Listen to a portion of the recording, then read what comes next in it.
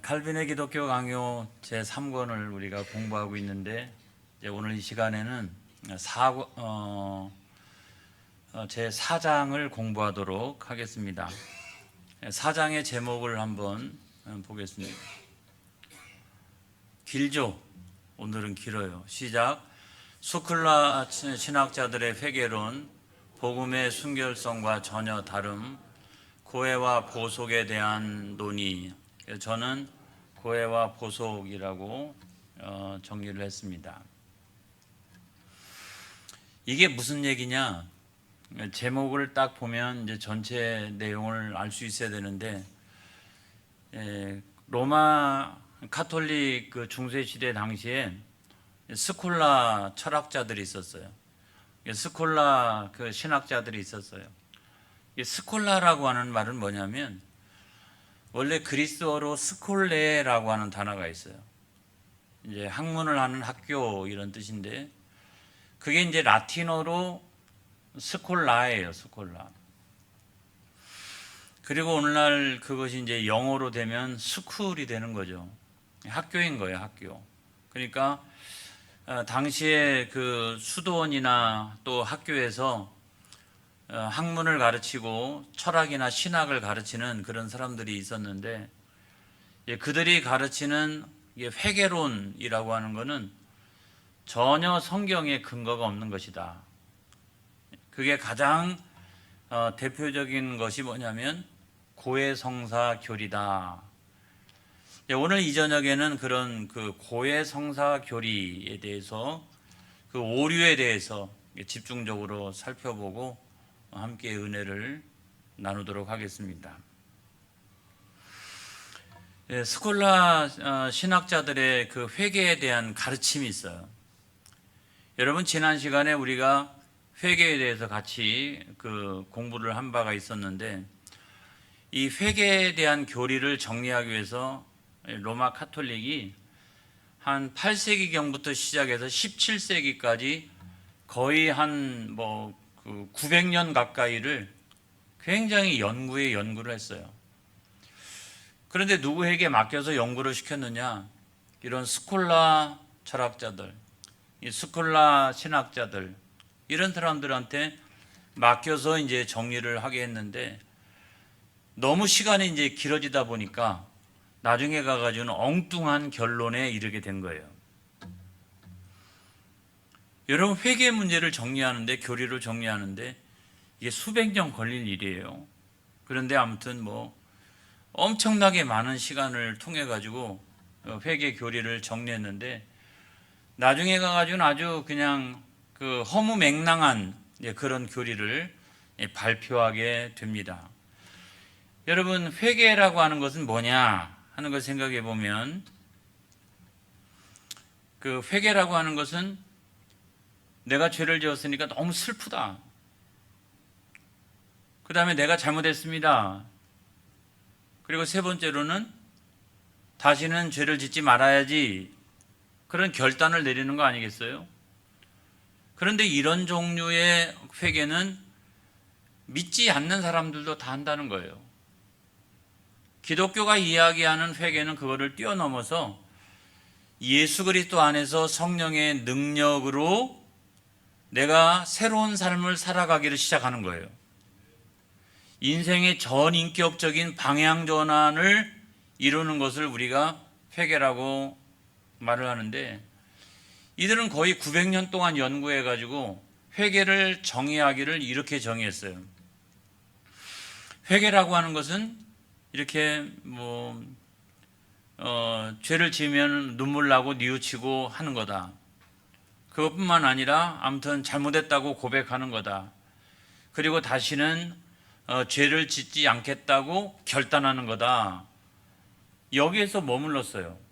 아니, 수백 년 연구의 결과가 고작 그거예요. 그래서 카톨릭에서 이야기하는 이 삼중 개념이 있어요. 회개에 대한 이 삼중 개념이 있는데, 그 첫 번째가 뭐냐면 마음으로 하는 통회라는 거예요. 그러니까 회개를 이루려면 이 삼중 개념이 있어야 된다는 거예요. 하나는 마음으로 하는 통회가 있어야 되고, 그 다음에 두 번째로는 입술로 하는 고해가 있어야 되는데 그 고해가 고해 성사를 말하는 거예요. 그리고 세 번째가 행위로 하는 보속이 있어야 된다.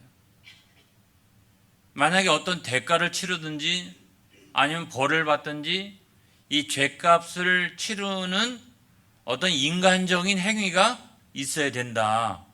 이렇게 이제 그들이 정리를 한 건데 오늘 이 저녁에는 저게 과연 맞는 말이냐, 성경적이냐 하는 것들을 살펴보려고 하는 것입니다.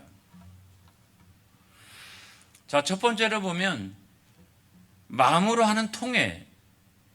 이게 완전한 것인가? 마음으로 내가 통회하면 죄사함 받아요? 그러니까 마음으로 하는 통회는 완전한가 이런 거예요. 그러니까 통회라고 하는 말은 뭐냐면 이거 많이 뉘우치고 또 슬퍼하고 또 후회하고 이런 게 이제 통회하는 것인데 과연 그렇게 한다라고 그래서 이 죄사함을 받을 수 있는 거냐? 내가 많이 울고 회개하고 뭐 아무튼 뭐 그렇게 한다고 해서 죄사함을 받을 수 있는 거냐? 이 통회로 그게 가능하냐? 여러분 성경을 한번 보겠어요. 고린도후서 7장 10절에 있는 말씀에 보면 시작. 하나님의 뜻대로 하는 근심은 후회할 것이 없는 구원에 이르게 하는 회개를 이루는 것이요 세상 근심은 사망을 이루는 것이니라. 하나님 뜻대로 하는 근심은 뭐예요? 죄를 지었으면 뉘우치고 슬퍼하는 마음을 갖는 거죠. 그게 양심인 거죠. 그런데 양심에 화인 맞은 사람은 죄를 지어도 절대로 회개를 안 하는 거죠. 그러니까 하나님 뜻대로 하는 근심은 구원에 이르게 하는 회개를 이루는 것이다. 거기에 유익한 것이다.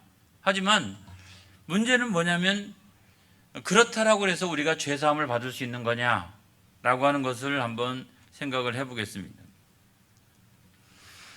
여러분 통회가 완전한 회개를 이룰 수 있는 거냐?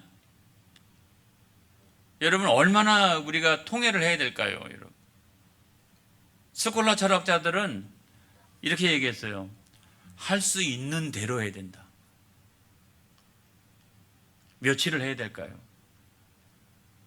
몇 주를 해야 될까요? 몇 달을 해야 될까요? 그냥 몇 달 동안 밥도 안 먹고 아무튼 금식하면서 아무튼 그렇게 여러분 할 수 있는 대로 해야 된다. 그런데 그런 인간적인 행위가 우리로 하여금 죄사함을 받게 하는 것이냐? 그렇지 않다는 거죠. 우리가 죄사함을 받는 것은 인간적인 행위로 인해서 죄사함을 받는 게 아니라 하나님의 자비하심과 그리스도의 십자가의 보혈의 공로.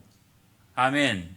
그걸 통해서 내가 이 죄사함을 받는 것이지 내가 막 운다고 해서 되는 게 아니라는 거예요. 내가 막 뉘우친다라고 해서 되는 것이 결코 아니라고 하는 거예요. 그래서 전도자는 뭘 잘해야 되느냐? 여러분 그 죄인을 예수 그리스도에게로 인도하는 것을 잘해야 되는 거예요. 아멘. 맞잖아요. 안 그래요? 그 비슷하지만 그렇지 않다는 거예요. 자, 누가복음 4장 18절로 19절에 있는 말씀에 보면 자, 시작. 주의 성령이 내게 임하셨으니 이는 가난한 자에게 복음을 전하게 하시려고 내게 기름을 부으시고 나를 보내사 포로된 자에게 자유를 눈먼 자에게 다시 보게 함을 전파하며 눌린 자를 자유롭게 하고 주의 은혜의 해를 전파하게 하려 하심이라 하였더라. 그러니까 예수 그리스도 안에서 참된 자유를 누릴 수 있다는 거예요. 그 다음에 또 성경 말씀 보면 마태복음 11장 28절에 있는 말씀에 보면 시작. 수고하고 무거운 짐진 자들아 다 내게로 오라 내가 너희를 쉬게 하리라 그랬어요. 그러니까 예수 그리스도 안에서 우리가 참된 쉼을 얻을 수 있다는 거예요. 이 모든 억압으로부터 또 죄 짐으로부터 우리가 참된 쉼을 얻으려면 그리스도 예수가 아니고서는 절대로 안 된다는 거예요. 여러분 이러기 때문에 마음으로 그 마음으로부터 하는 통해 이걸 가지고 죄 사함을 받을 수 있다라고 하는 것은 아주 허무맹랑한 거죠. 허무맹랑한 거예요. 그것은 유익하기는 하지만 그것만을 가지고 우리가 죄 사함 받을 수 있는 것은 결코 아니다라고 하는 것을 이야기하는 거예요. 자칫 잘못하면 유대교가 됩니다. 유대교가. 이해되셨으면 아멘. 자, 그 다음에 우리가 두 번째로 보겠습니다. 입으로 하는 고해 성사는 성경적인 근거가 없다는 거예요. 자, 스콜라 철학자들이 예로 든 성경 귀절들이 있어요. 뭐 한 몇 가지가 더 있는데 저는 한 세 가지만 가지고 한번 살펴보려고 합니다. 그 중에 하나가 뭐냐면 마태복음 8장 4절에 있는 말씀이에요. 다 같이 시작. 예수께서 이르시되 삼가 아무에게도 이르지 말고 다만 가서 제사장에게 내 몸을 보이고 모세가 명한 예물을 드려 그들에게 입증하라 하시니라.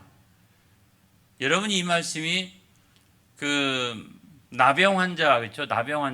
나병 환자를 예수님께서 치유하시고 난 다음에 제사장한테 가가지고 그 몸을 보이라 그랬거든요. 왜 그랬을까요? 그게 율법이잖아요. 내가 다 나았다라고 하는 확인을 누구한테 가서? 제사장한테 가서 그 확인을 받는 거예요. 그런데 스콜라 철학자들이 이 귀절을 가지고 그때 제사장한테 가가지고 고해성사를 했다는 거예요. 여러분 성경에 그게 어디 있어요? 제사장한테 가는 것은 확인을 받으러 가는 거예요. 그러니까 그때 가가지고 제사장한테 고해성사를 했기 때문에 그 다음에 사제들도 고해성사를 받아야 된다는 거예요. 여러분 그게 그럴듯해 보이긴 합니다만은 그 성경이 그렇게 말씀하고 있지 않습니다. 여러분 근거가 없어요. 그래서 구약시대 때 제사장들의 임무는 과연 고해성사가 있었나 하는 걸 생각해 보면 여러분 제사장들의 임무가 뭐예요? 하나님 앞에 제사 드리는 거죠. 그리고 대제사장은 1년에 한 번 지성소에 들어가 가지고 대속죄일에 백성들의 죄를 거기서 고하고, 이런 것은 있어도 제사장들이 고해성사를 받았다라고 하는 게 구약 성경에 어디 있어요? 없잖아요. 없어요. 그리고 또 구약 시대 때 제사장들의 모든 직분은 신약 시대에 와서 그리스도 예수 안에서 완성된 줄로 믿습니다. 아멘. 완성됐잖아요. 히브리서 7장 11절에 있는 말씀에 보면 시작. 레위 계통의 제사 직분으로 말미암아 온전함을 얻을 수 있었으면 백성이 그 아래서 율법을 받았으니 어찌하여 아론의 반차를 따르지 않고 멜기세덱의 반차를 따르는 다른 한 제사장을 세울 필요가 있느냐 하는 거예요. 레위 계통의 모든 제사장들은 불완전하다는 거예요. 다. 이 영원한 제사장 되시는 예수 그리스도 안에서 이 모든 제사장의 직분이 완전해진다는 거예요. 할렐루야. 여러분 다 죽잖아요. 이렇게 제사장들, 구약시대의 제사장들 다 죽잖아요. 그들이 제사를 드리는 행위를 통해 가지고 여러분 우리가 속죄함을 받을 수 있어요? 그것도 완전하지 않잖아요. 그런데 예수 그리스도가 영단반에 한 번 십자가에서 당신을 제사를 드림으로 말미암아 우리가 그 사실을 믿음으로 어떻게? 죄사함을 받고 구원함을 받고 하나님의 자녀가 되는 그 온전한 능력이 거기서 나타난다는 거예요. 아멘. 여러분 그 사실을 믿으시기 바랍니다. 그 다음에 이들이 들었던 두 번째 성경 귀절은 뭐냐면 요한복음 11장 44절에 있는 말씀이에요. 자, 시작. 죽은 자가 수족을 배로 동인 채로 나오는데 그 얼굴은 수건에 쌓였더라. 예수께서 이르시되 풀어놓아 다니게 하라 하시니라. 자, 예수님께서 누구한테 이렇게 명령을 내리셨어요? 제자들한테. 이거 죽은 나사로 이야기 아닙니까? 죽은 나사로가 있었는데 아무튼 나사로에 나오너라 했더니 나사로가 나왔어요. 무덤에서 나왔는데 아무튼 배로 온몸을 다 동이고 있었고 수건은 얼굴로 덮고 있었어요. 우리의 염하는 거나 거의 비슷한 것 같아요. 제가 보면 그런 상태로 뭐 제대로 걸을 수나 있어요. 이렇게 해가지고 이제 겨우 무덤에서 나오니까 예수님께서 하셨던 말씀이 아무튼 저들을 풀어가지고 다니게 하라 그런 거 아니겠습니까? 다 그것을 풀어가지고 다니게 하라라고 하는 말씀이었는데 스콜라 철학자들은 이 말씀을 어떻게 해석했냐면 이렇게 해석을 했어요. 제자들한테 영적인 매임에서 이 풀어주는 권세를 주셨다는 거예요. 논리 비약이 엄청나게 있는 거죠. 여기서는 그냥 풀어가지고 놓아서 다니게 하라라고 하는 정도였지 제자들한테 영적인 매임을 풀어주는 권세를 주셨다는 거예요. 다시 말하면 죄사함의 권세를 주셨다는 거예요. 아주 허무맹랑한 해석 아니겠어요? 우리가 성경에 대한 깊은 이해가 없더라도 이게 도무지 이해가 안 되는 그와 같은 해석 아니겠습니까? 그 다음에 야고보서 5장 16절에 있는 말씀을 가지고도 또 그랬어요. 시작. 그러므로 너희 죄를 서로 고백하며 병이 낫기를 위하여 서로 기도하라. 의인의 간굴은 역사하는 힘이 크민이라 그랬어요. 자, 우리가 죄를 지으면 서로 고백하고 아무튼 서로 기도하라는 거예요. 여러분 저에게 찾아와서 목사님 제가 이렇게 허물이 많고 연약합니다 이렇게 이야기할 수 있잖아요. 여러분들끼리 안 그래요? 아이고 형제요, 아이고 자매요, 내가 이와 같이 죄짓고 또 허물이 많고 연약합니다 이렇게 이야기할 수 있잖아요. 그런가 하여 또 서로 손을 잡고서 함께 기도할 수도 있지 않습니까? 그런데 그런다라고 하여서 여러분 그 죄가 사해집니까? 아니잖아요. 그러니까 서로 아무튼 고백하고 서로 기도한다라고 해서 그 죄가 사해지는 게 아니라 죄사함은 그리스도 예수 안에서 죄사함을 받는 거예요. 할렐루야. 그런데 여기서 그러니까 서로 고백하고 기도해지면 죄사함을 받는다라고 하는 것을 어떻게까지 해석하냐면 사제들한테 그와 같은 권세를 주셔서 고해성사를 하게 하고 그 다음에 기도해주면 죄사함을 받는다라고 하는 논리로 이 논리 비약을 시킨 거죠. 여러분 고해성사 이 교리가 완성된 게 언제냐면 1200년대예요. 그러니까 이노센트 3세 때 라테란 종교회의에서 이게 이제 결정이 됐거든요. 고해성사 교리가. 근데 이때 고해성사 교리가 이제 완성이 됐다라고 하면 여러분 이때부터 죄사함 받는 거잖아요. 그러니까 사자한테 나와가지고 고해성사를 하면 너는 가가지고 뭐 일주일 동안 금식해라. 아니면 너는 뭐 교회에다가 헌금을 뭐 얼마를 해라. 뭐 아니면 넌 나가가지고 어떤 사회봉사 활동을 해라. 그렇게 하면 그 죄가 사함을 받는다는 거예요. 이 교리를 1200년대에 그 교리가 완성됐어요. 하면 여러분 그러면 그 이전에 죄 지은 사람들은 죄사함을 못 받은 거예요? 이게 말이 안 되는 거잖아요. 그러니까 이 고해성사의 이 교리는 성경적 근거가 없다라고 하는 말씀을 드리는 거예요. 여러분 칼빈이 이 문제에 대해서 가장 세게 지적을 했어요. 두 가지 오류를 지적을 했는데 첫 번째가 뭐냐면 이거예요. 그 교리 가운데 어떤 내용이 있냐면 모든 죄를 다 기억해야 한다는 조항이 있어요.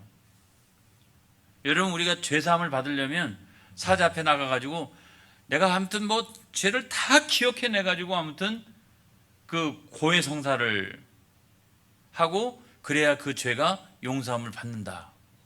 그런데 여러분 지금까지 살아오면서 지은 모든 죄를 다 기억할 수 있어요? 여러분 죄라고 하는 것이 어떤 실행해가지고 이 명확한 죄가 있는가 하면 또 어떤 죄는 내가 생각만으로 지은 죄도 있죠. 근데 내가 어떤 죄는요 내가 이것을 죄라고 생각하지도 못한 영역의 죄가 있을 수도 있어요. 근데 이거를 내가 언제 다 기억해 내 가지고 그거를 가지고 사제 앞에 나가 가지고 다 이렇게 구해 바쳐야 됩니까? 여러분 성경에도 있습니다. 시편 19편 12절에 있는 말씀에 보면, 자 시작. 자기 허물을 능히 깨달은 자 누구리요? 나를 숨은 허물에서 벗어나게 하소서. 여러분, 이 불가능하다는 말이에요. 자기 허물을 다 이렇게 깨닫는 자가 어딨냐? 숨은 허물을 어떻게 우리가 다 그거를 알고 거기서 벗어날 수가 있느냐는 말이에요. 시편 40편 12절에 있는 말씀에 보면, 시작. 수많은 재앙이 나를 둘러싸고 나의 죄악이 나를 덮침으로 우러러 볼 수도 없으며 죄가 나의 머리털보다 많으므로 내가 낙심하였음이니이다. 내가 나의 머리털을 다 이제 셀 수 없을 만큼 내 죄악에 대해서 내가 다 일일이 기억하고 그거를 고해할 수 있는 것은 아니라고 하는 말이에요. 그 다음에 예레미야 17장 9절에 있는 말씀에도, 시작. 만물보다 거짓되고 심히 부패한 것은 마음이라 누가 능히 이를 알리오마는. 그걸 어떻게 다 마음속으로 지은 죄나 이런 것까지도 우리가 다 알 수가 있겠느냐라고 이야기를 하는 거죠. 그래서 칼빈은 이렇게 정의했습니다. 자, 시작. 그들은 성도들의 양심을 달래주는 것이 아니라 오히려 완전히 파멸시키고 있었다. 지은 죄를 다 고백해야 한다는 규칙은 신자들을 절망의 구렁텅이로 밀어넣는 잔인한 고문대와 같았다라고 칼빈이 이야기를 하는 거죠. 그걸 어떻게 다 기억하고 그렇게 해요. 그 다음에 칼빈이 지적했던 두 번째 그 조항이 있어요. 자, 시작. 죄의 고백을 은밀하게 사제에게만 해야 한다는 조항. 죄의 고백은 누구한테 해야 되는 겁니까, 여러분? 목사님한테 한다고 해도, 권사님한테 한다라고 해도, 장로님한테 한다고 해도 여러분 사실은 그 대상은 하나님이세요. 안 그래요? 실질적인 대상은 하나님이세요. 죄사함의 권세는 누구에게 있습니까? 사제에게 있습니까? 목사에게 있나요? 아니면 나한테 이야기했던 그 장로님한테 있나요? 권사님한테 있나요? 누구한테 있나요? 죄사함의 권세는 하나님께 있는 거예요. 그러니까 누구한테 내가 죄를 고백했다 할지라도 그 고백의 대상은 하나님이신 거예요. 그리고 그 죄를 사해 주실 수 있는 유일한 분은 하나님이세요. 아멘. 그리스도 예수 안에서 성령의 능력으로 하나님이 우리에게 죄사함을 허락해 주시는 거예요. 아멘. 그래서 그 요한일서 1장 9절에 있는 말씀 한번 보겠습니다. 자, 시작. 만일 우리가 우리 죄를 자백하면 그는 미쁘시고 의로우사 우리 죄를 사하시며 우리를 모든 불의에서 깨끗하게 하실 것이요. 자, 거기서 그는 누구십니까? 하나님이시잖아요. 우리를 모든 불의에서 깨끗하게 하실 분도 그분이세요. 하나님이세요. 시편 32편 5절에 있는 말씀에 보면, 시작. 내가 이르기를 내 허물을 여호와께 자복하리라 하고 주께 내 죄를 아뢰고 내 죄악을 숨기지 아니하였더니 곧 주께서 내 죄악을 사하셨나이다. 여기서도 마찬가지 아니겠습니까? 똑같잖아요. 그 다음에 시편 51편 4절에 있는 말씀도 마찬가지예요. 시작. 내가 주께만 범죄하여 주의 목전에 악을 행하였사오니 주께서 말씀하실 때에 의로우시다 하고 주께서 심판하실 때에 순전하시리이다 하리이다 그랬어요. 이 죄사함의 권세는 누구에게? 하나님께 있다 하는 것을 우리가 알게 됩니다.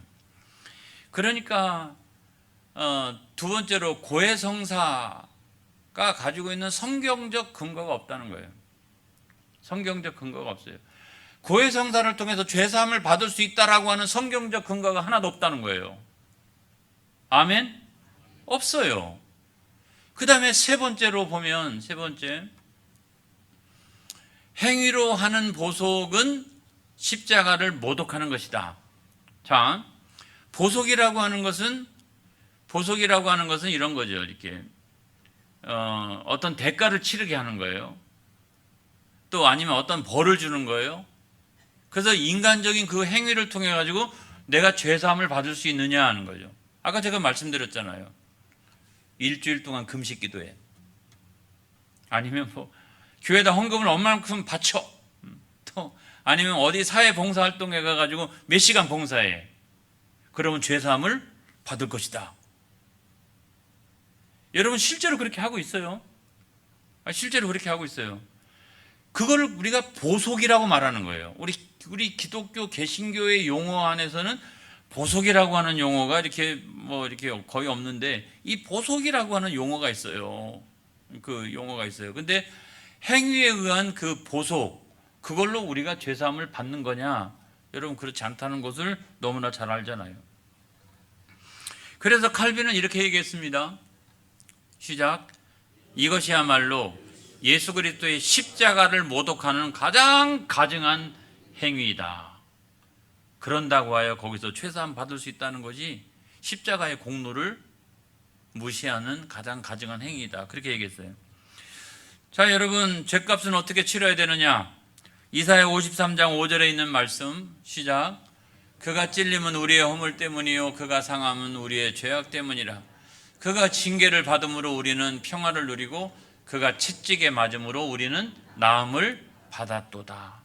그리스도 예수 안에서 성령의 능력으로. 아멘. 그 다음에 베드로전서 2장 24절 시작. 친히 나무에 달려 그 몸으로 우리 죄를 담당하셨으니 이는 우리로 죄에 대하여 죽고 의에 대하여 살게 하려 하심이라. 그가 채찍에 맞음으로 너희는 나음을 얻었나니. 아멘. 히브리서 10장 14절에 있는 말씀 시작. 그가 거룩하게 된 자들을 한 번의 제사로 영원히 온전하게 하셨느니라. 그러니까 하나님께서 택하심을 받은 자들을 그리스도 예수께서 영원한 십자가에서 제사로 온전케 하셨느니라. 아멘. 여러분 죄사함은 그렇게 받는 거예요. 여러분 그거 외에 다른 게 없잖아요. 그래서 오늘 말씀의 결론이에요. 자, 다시 칼빈을 소환해 가지고 결론 한번 지어보겠어요. 칼빈이 이렇게 얘기했어요. 시작. 그리스도께서는 우리의 죄값을 치르기 위하여 친히 나무에 달리셨다. 우리의 행위로 하나님의 진노를 달래거나 죄를 씻을 수 있다라고 생각하는 자들은 그리스도의 영광을 짓밟는 자들이다. 사죄는 전적인 하나님의 은혜이며 오직 그리스도의 피 공로로만 주어진다. 아멘. 할렐루야. 그래서 우리가 그리스도 예수 안에서 참된 평안을 누리시는 저와 여러분이 되어지기를 주님의 이름으로 축복합니다. 할렐루야. 기도하겠습니다.